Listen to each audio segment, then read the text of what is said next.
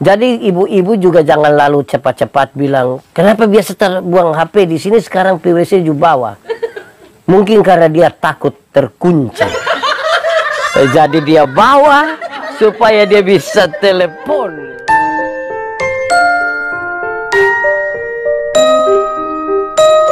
Fakta atau mitos tentang cemburu? 1. Cemburu adalah tanda cinta. Fakta atau mitos?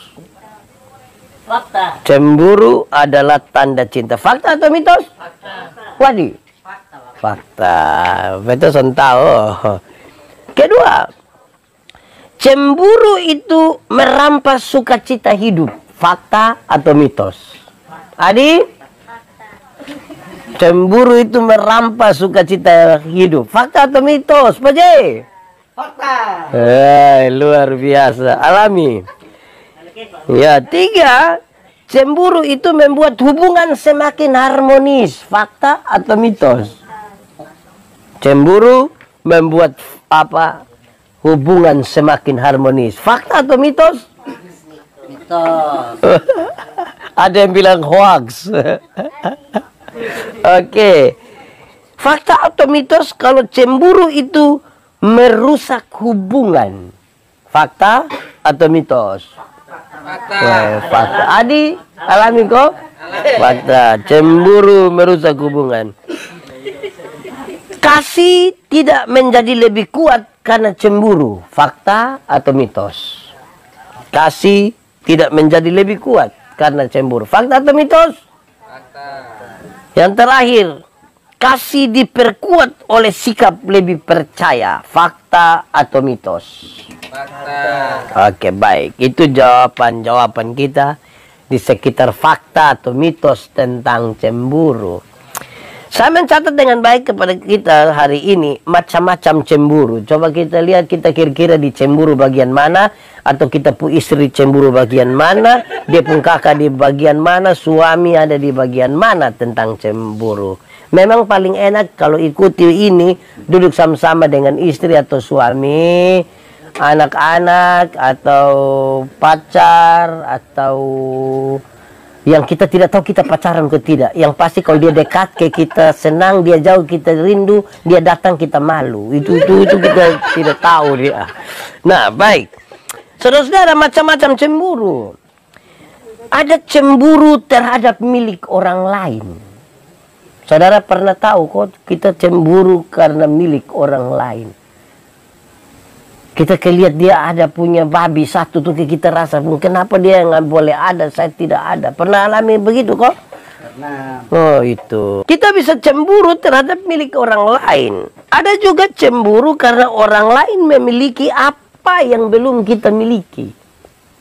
Bisa saja buat kita cemburu.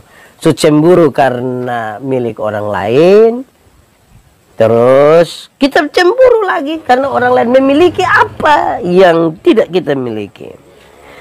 Ada juga cemburu untuk menjaga dan mempertahankan supaya jangan hilang. Cemburu untuk menjaga dan mempertahankan karena supaya jangan hilang. Pernah alami begitu kok? Bertengkar bilang, saya cemburu ini baik supaya lu jangan pergi mana-mana.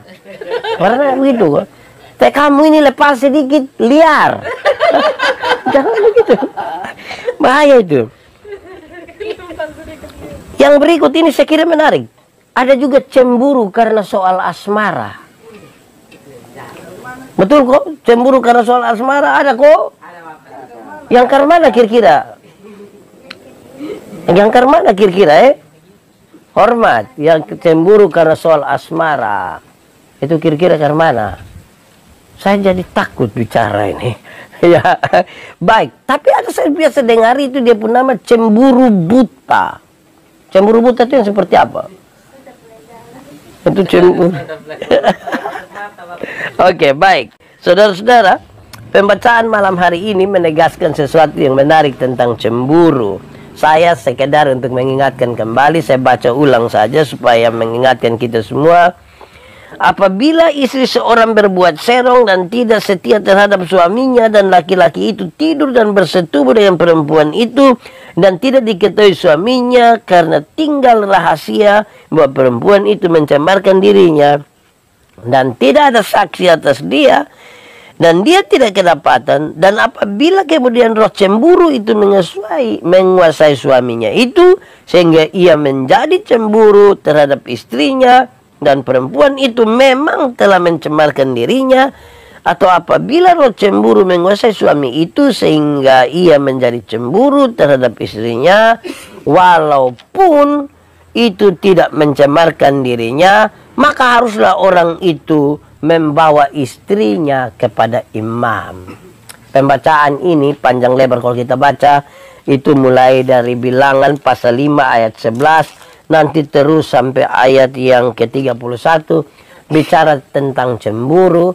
Apapun yang dialami oleh seseorang, kalau dia cemburu terhadap istrinya, kalau dia cemburu terhadap suaminya, dia cemburu harus dia bawa kepada imam. Bukan soal imamnya, tetapi ini dimaksudkan supaya persoalan ini harus dibawa kepada Tuhan. Sebab kalau kita cemburu dan kita tidak bawa kepada Tuhan, itu bisa nyawa melayang, itu bisa bahaya itu.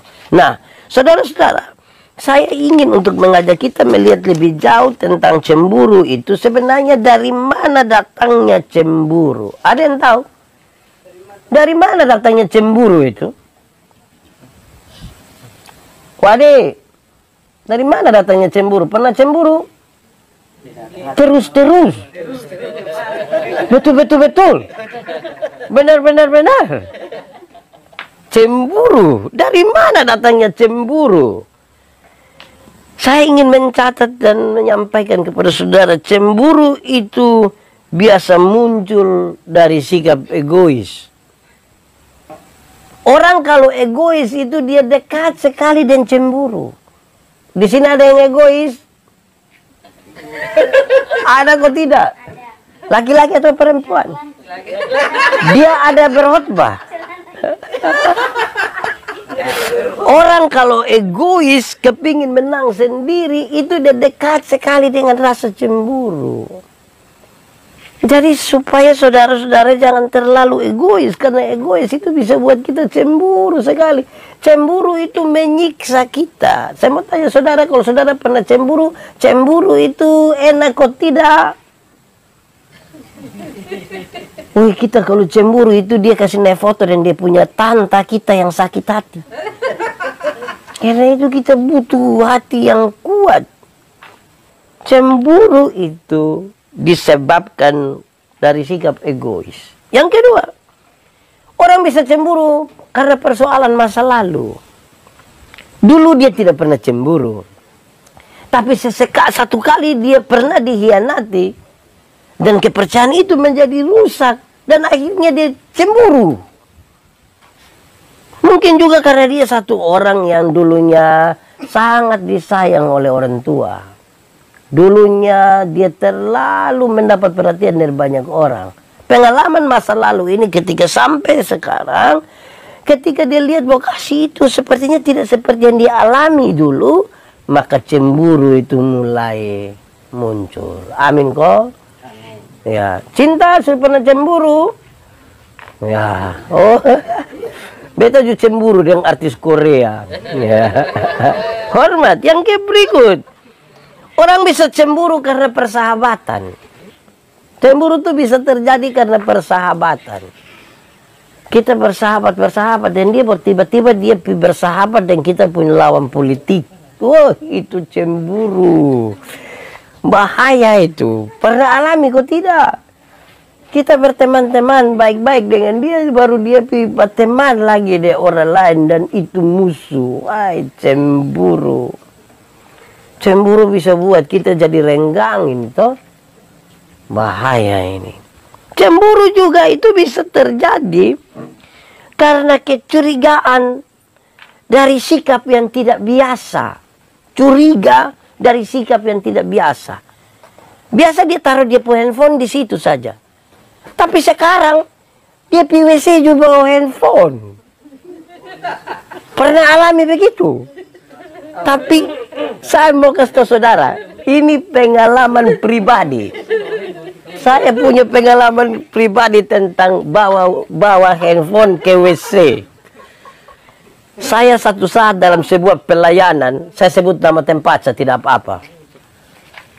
Kami ada dalam sebuah pelayanan.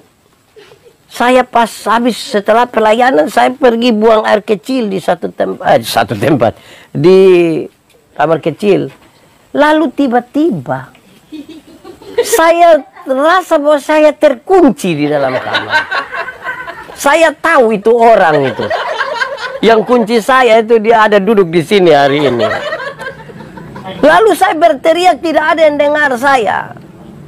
Saya pas karena bawa handphone, saya telepon saya punya istri. Saya punya istri pertama tertawa. Tapi kemudian kasihan saya, pergi buka pintu, saya keluar. Dan itu orang yang kunci saya, dia merasa dia tidak ada salah sama sekali itu. Apa yang ingin saya katakan? Jadi ibu-ibu juga jangan lalu cepat-cepat bilang, kenapa biasa terbuang HP di sini sekarang PWC juga bawa. Mungkin karena dia takut terkunci. Jadi dia bawa supaya dia bisa telepon lagi. Jadi orang cemburu itu bisa terjadi karena kecurigaan dari sebuah sikap yang tidak biasa. Dari sebuah sikap yang tidak biasa. Atau begini, saudara-saudara, kita juga bisa cemburu karena persaingan. Kita bisa cemburu karena sebuah persaingan. Saudara merasa ada kompetitor lain kok untuk sesuatu. Ada kok. Hati-hati kan bisa buat saudara cemburu.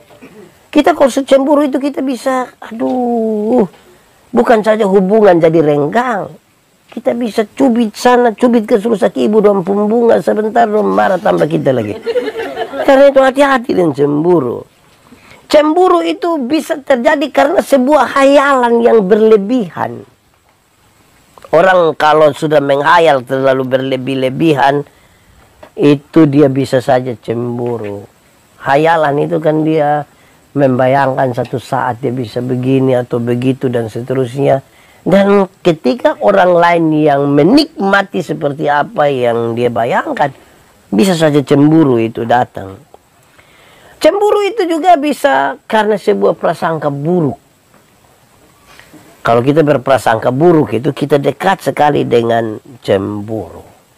Saudara-saudara, setelah kita memahami itu dari mana datangnya cemburu, kita sudah pikirkan 1, 2, 3, 4. Kadang-kadang orang bisa cemburu karena pelayanan. Kita sama-sama begini, Rian bawa kasih saya air, yang lain bisa cemburu. Kenapa hanya kasih saya? Tidak kasih Pak J? Ya bisa saja dia cemburu. Jadi bisa saja karena pelayanan orang cemburu. Saudara-saudara, mari kita lihat berkembangnya cemburu. Ya, cemburu itu juga bisa berkembang. Sebagaimana badan itu bisa berkembang, cemburu juga bisa berkembang. Bagaimana perkembangan cemburu itu? Saudara-saudara, saya ingin menyampaikan kepada kita bahwa cemburu itu bukan bawaan lahir. Cemburu itu tidak dibawa. Jadi jangan sedikit-sedikit bilang, kau lihat dia pemama tukang cemburu, makanya anak jusat. Jangan mulai begitu. Karena cemburu bukan bawaan. Tapi cemburu itu adalah hasil dari belajar. Cemburu bukan bawaan. Cemburu itu hasil dari sesuatu yang dipelajari. Kok Pak belajar cemburu? Bukan. Karena tadi, hal-hal tadi yang tadi disebutkan dari atas. Mulai dari egois, masa lalu kita, persahabatan, kecurigaan untuk sesuatu yang tidak biasa. Kalau itu terus menerus, ada lama-lama kita jadi cemburu. Ada banyak kesaksian kok Pak, saya dulunya tidak pernah cemburu Pak. Tapi saya lihat masa aku dia pun teman perempuan itu sedikit-sedikit taruh kepala di dia pun bahu. Taruh kepala di saya pun suami pun bahu. Ya saya bagaimana tidak cemburu. Jadi sesuatu yang diproses sesungguhnya. Cemburu itu terjadi karena orang tidak bisa kuasai diri. Cemburu itu terjadi karena tidak bisa kuasai diri. Coba saudara bayangkan. Memang ketika kita melihat sesuatu, apalagi untuk orang-orang yang kita cinta, yang kita sayang, terus sepertinya itu dirampas oleh orang lain, rasa cemburu. Jangankan itu, saudara-saudara, kadang-kadang kita suami istri saja cemburu.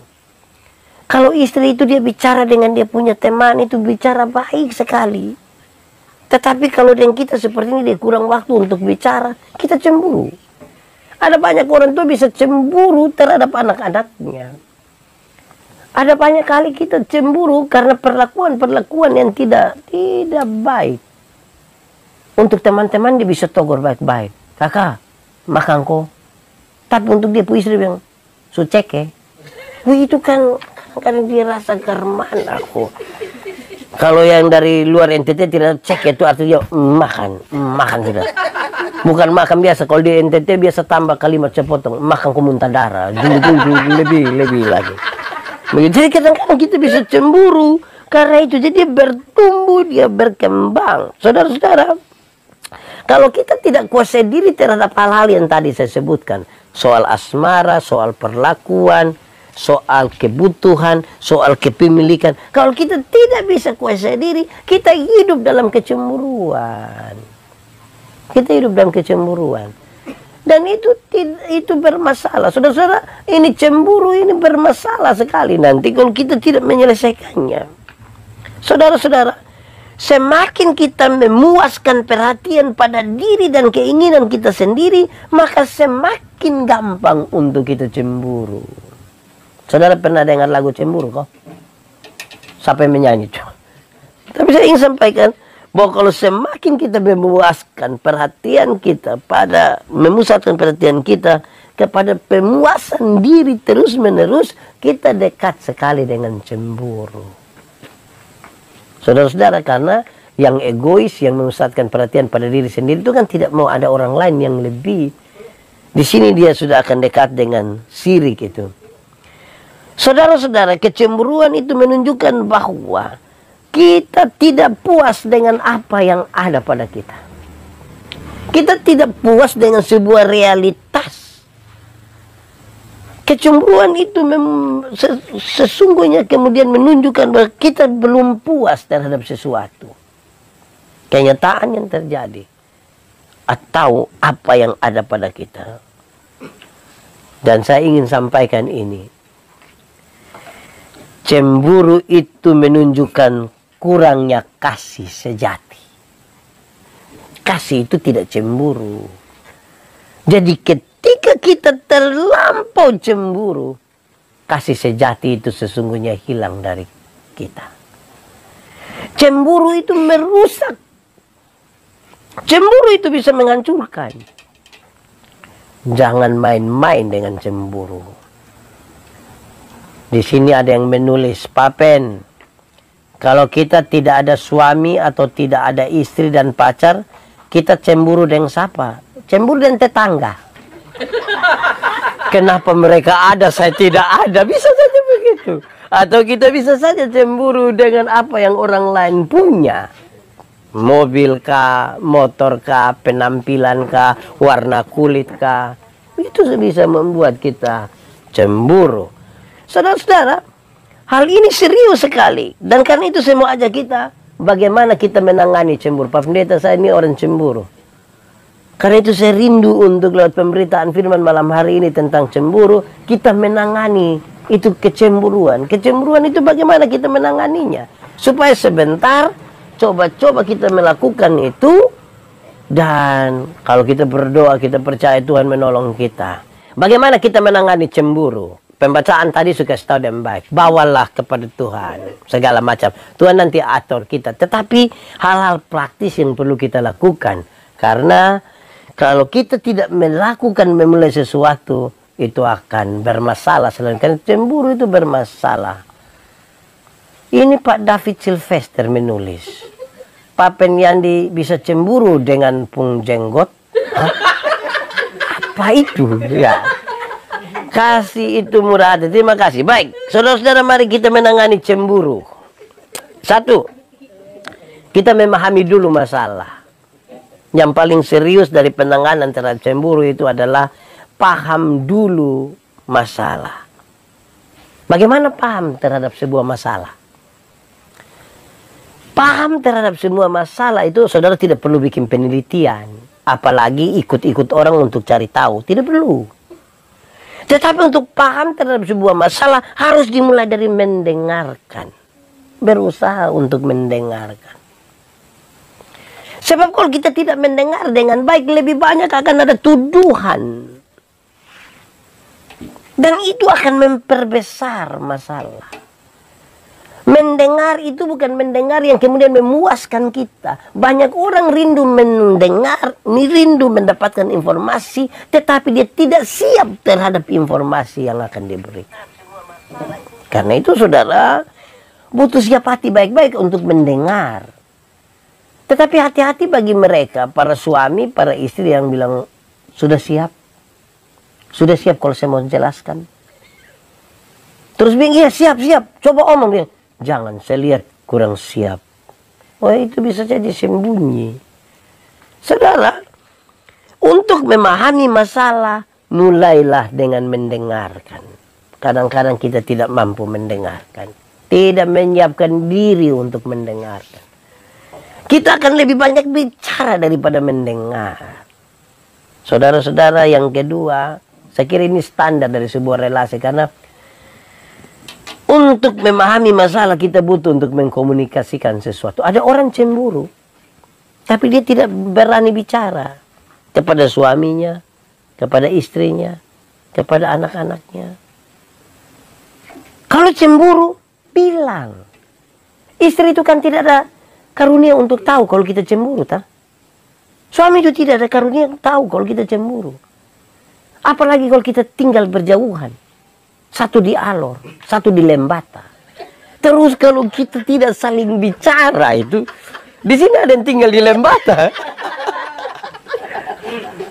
Jadi kalau kita berjauhan, komunikasikanlah sesuatu. Berilah telinga untuk mendengar. Sebab kalau tidak, saudara-saudara, betapa kita tersiksa dengan itu, dengan perasaan itu. Bayangkan kalau bertahun-tahun satu tinggal di Kupang, satu tinggal di Fatu Bubut. Terus saudara-saudara kita tidak, aduh. Bagaimana ini perasaan cemburu? Pada tataran tertentu cemburu itu baik sesungguhnya. Karena sebuah perhatian.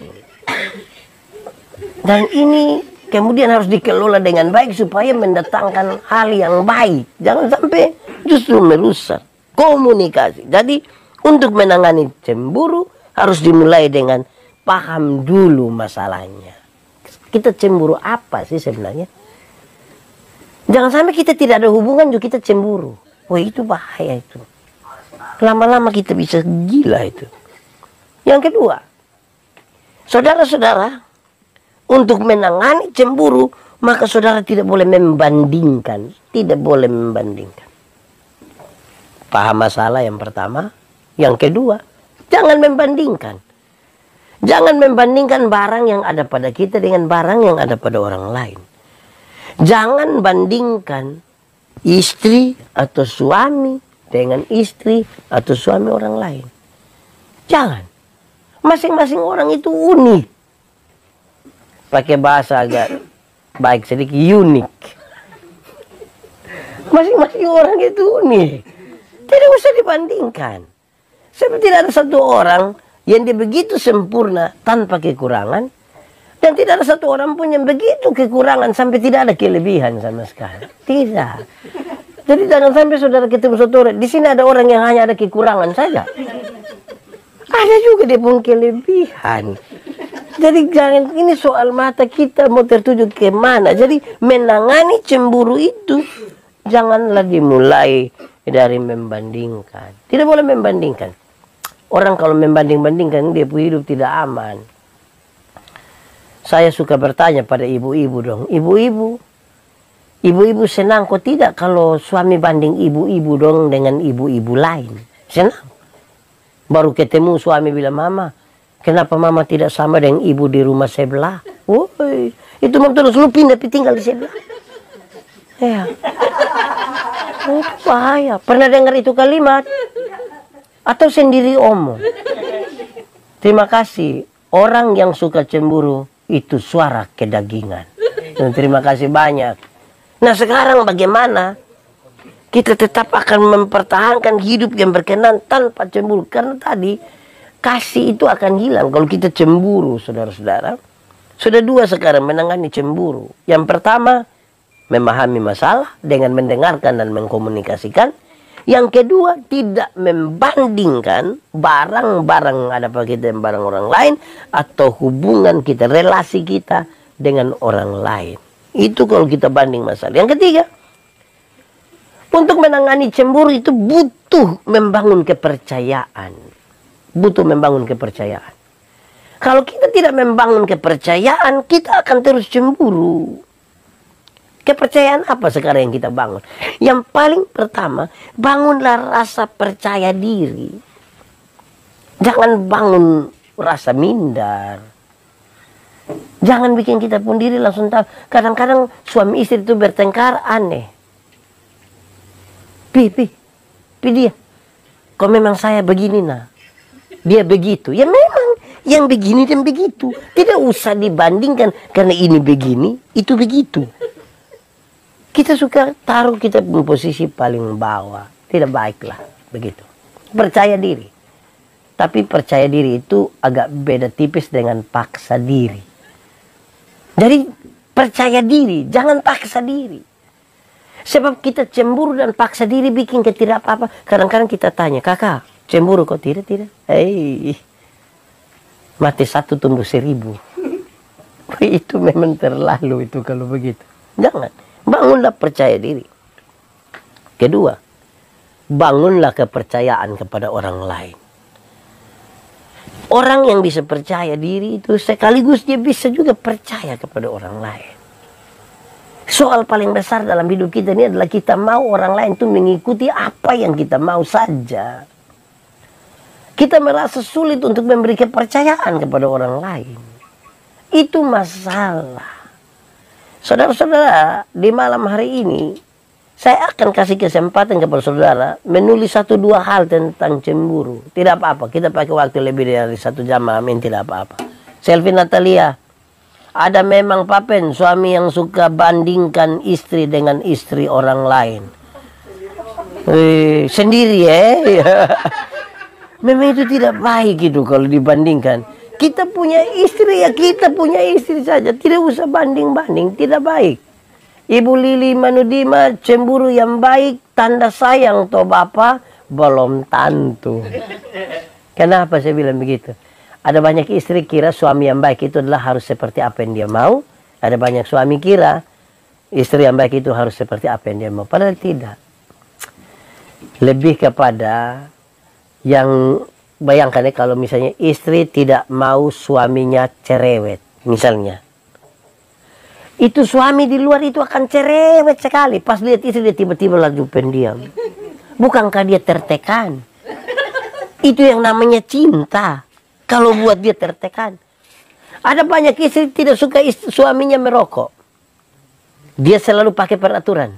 Ingat, dalam rumah tidak boleh merokok. Ya suami akan lebih senang pergi ke teman. Dia isap sesuka hati. Pas sampai pulang, dia cuci muka cepat-cepat. Sambil dia berdoa, kapan istri keluar? Bisa tertekan. Jadi belum tentu cemburu tanda sayang. Bisa saja bikin tertekan. Ini, saudara, pertanyaannya begini.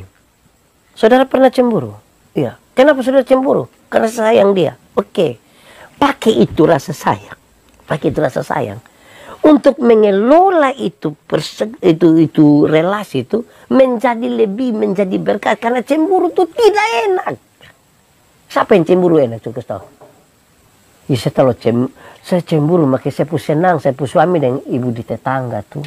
Saudara bilang gitu. Tidak. Cemburu itu tidak enak. Kan itu pakai itu rasa sayang yang tadi bilang cemburu itu karena sayang. Itu pakai itu rasa sayang untuk kelola kita punya cinta ini menjadi lebih berkat. Bagi saya, bagi dia, bagi kita semua. Kan itu luar biasa. Amin kok.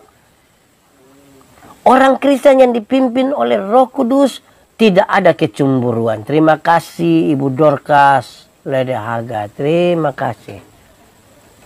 Kita sekarang lagi berjumpa dengan orang-orang yang masih hidup di dunia, punya relasi dengan orang lain, yang kadang-kadang membuat mereka cemburu.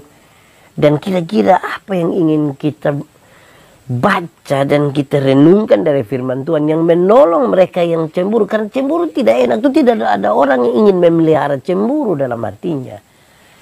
Biarlah lewat pemberitaan firman Tuhan mereka ditolong supaya tidak cemburu. Papen, cemburu itu terkadang sudah ada sejak lama di dalam diri seseorang. Mungkin karena beberapa faktor hingga dia tidak punya istri dan tetap cemburu. Iya, karena dia banding terus. Kalau hidup hanya banding-banding terus, dia akan lebih memilih sudah saya sendiri. Kenapa? Ada dua orang pacaran, menuju pada pernikahan, tiba-tiba yang satu meninggal. Lantas dia merasa, saya tidak mungkin akan dapat pasangan sebaik dia. Nah, ikut meninggal saja.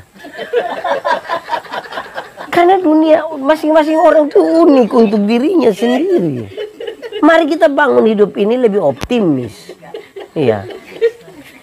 Ibu Erna, terima kasih. Cemburu itu membuat hilang kasih.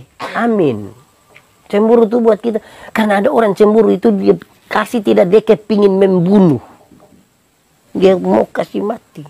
Kalau tidak terhadap istri atau suaminya, kepada pasangan itu yang orang lain itu. Bahaya itu. Cemburu karena kurangnya perhatian dari suami dan istri. Bisa jadi. Istri hanya perhatikan HP. Suami hanya perhatikan laptop. Tidak saling memperhatikan satu dengan lain. Bisa saling cemburu itu. Ada amin gua. Di sini ada juga. Aduh. Cemburu bisa saja terjadi. Dari awal, kalau sudah komitmen untuk saling percaya, tidak akan itu terjadi. Iya, tadi salah satu poin tentang menangani cemburu adalah membangun rasa saling percaya. Tapi apa artinya kita dua percaya tanpa kita percaya Tuhan? Kita dua memang sama-sama bisa percaya. Tapi apakah kita bisa taruh kita kepercayaan pada Tuhan? Kenapa? Saudara tahu, Tuhan menciptakan saya laki-laki, menciptakan ibu perempuan. Terus kami dua ditaruh cinta kasih dalam diri kita. Terus kami dijumpakan dalam cinta kasih. Kami diteguhkan dalam cinta kasih sebagai suami istri. Ini berarti Tuhan kerja sejak awal. Waktu ada masalah cemburu, bawa kepada Tuhan. Jangan bawa ke polsek. Jangan. Bawa kepada Tuhan. Karena Tuhan yang mempersekutukan suami istri. Sama-sama percaya diri. Dan jangan sekali-kali merusak kepercayaan suami atau istri dari rasa cemburu. Terima kasih. Itu semua sebuah pergumulan. Kenapa? Karena kita sementara mengelola rasa. Kalau tidak bermasalah, saudara-saudara. Kadang-kadang memang kita rawat dan kita pelihara rasa cemburu. Padahal kita tahu bahwa cemburu itu tidak enak. Cemburu itu tidak baik. Cemburu itu kemudian bisa membunuh karakter. Terima kasih Ibu Erna Mano. Kita bahas bersama-sama bagian ini. Kan saya diminta sangat mendadak. Saya memberi catatan-catatan yang ringan saja tentang hal-hal ini. Tapi kita ingat sekali lagi, saya ingin sampaikan dari awal. Dari mana datangnya cemburu? Cemburu itu karena kita terlalu egois. Kalau kita terlalu egois, kita bisa jadi orang yang sangat-sangat bisa cemburu. Coba sudah renungkan dulu. Suami atau istri, jangan sampai terlalu egois. Ya, cemburu itu terjadi karena ada rasa. Terima kasih Om Lius, Duh Paji. Memang kalau tidak ada rasa mau cemburu apa? Itu mati rasa namanya. Terima kasih. Nah, saudara-saudara, ada istri, ada suami yang malu untuk menunjukkan dia pun rasa cemburu. Karena apa? Karena dia tidak mau mengkomunikasikan. Karena dia tidak mau berbicara, dia tidak mau mendengarkan, dia simpan. Kalau barang yang tidak baik ini kita simpan terus-menerus, merusak kita. Kita bisa disesatkan oleh cara berpikir kita sendiri, oleh perasaan kita yang salah. Saudara-saudara, memang luar biasa. Kenapa? Karena kita semua ini kan hidup ada perasaan. Perasaan terhadap diri, terhadap orang lain, terhadap berbagai-bagai hal yang menjadi kebutuhan kita. Tadi saya gambarkan Cemburu itu bisa saja terjadi kalau kita cemburu terhadap barang orang lain. Jadi bukan hanya soal manusia dan manusia.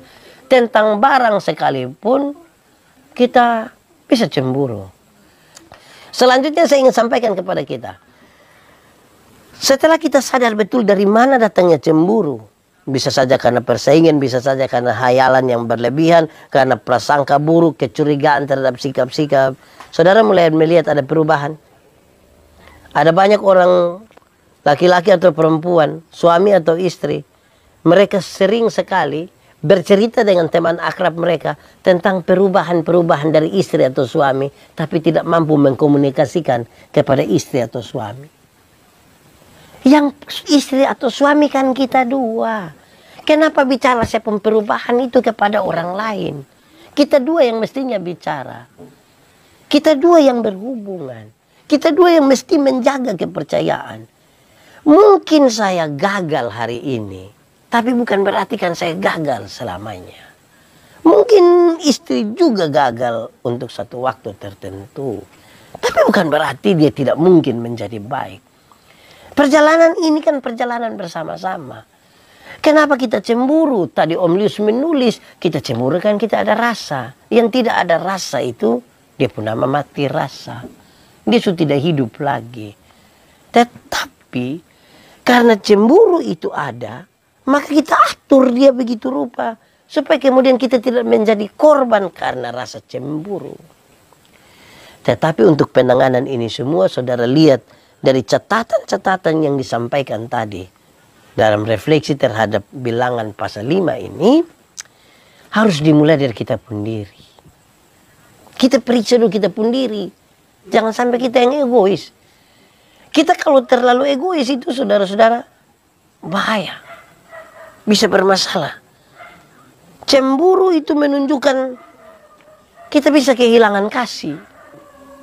Kita bisa kehilangan. Yang dibangun di dalam kekristenan itu adalah kasih. Dan kasih itu akan menolong kita untuk hidup lebih baik tanpa rasa cemburu. Atau paling tidak kalau cemburu bisa dikelola dengan baik. Tuhan memberkati.